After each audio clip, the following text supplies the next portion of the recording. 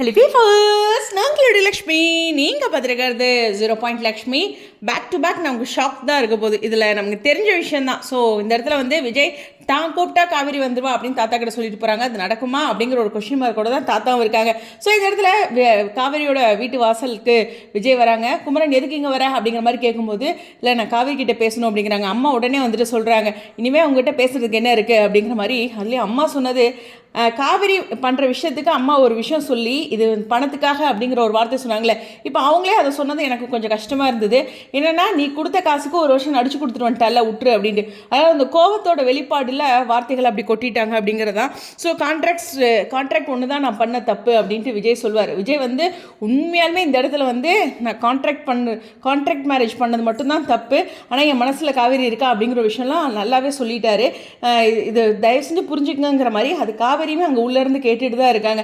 But இருந்தாலும் இந்த இடத்துல வாங்குற காசுக்கு நடிச்சு கொடுத்துட்டா அவ்வளோதான், இனிமேல் என் பொண்ணு என்றைக்கும் வரமாட்டா அப்படிங்கிற மாதிரி சொல்லி அந்த மறந்தாயே நீ என்னை மறந்தாயே அப்படிங்கிற மாதிரி ஒரு பாடல். அப்பா, டைமிங்கில் அவ்வளோ பர்ஃபெக்டான பாடல். விகா ஃபேன்ஸ்க்கு கொஞ்ச நாள் நேரம் சரியில்லை, அவ்வளோதான், வேறு ஒன்றும் சொல்கிறதுக்கு இல்லை. ஸோ இருந்தாலும் பேக் டு பேக் ப்ரமோ வரதான் போகுது. இந்த மாதிரியான சோதனைகள் நம்மளை கடந்து அந்த ரீயூனியனுக்காக வெயிட் பண்ணுவோம்.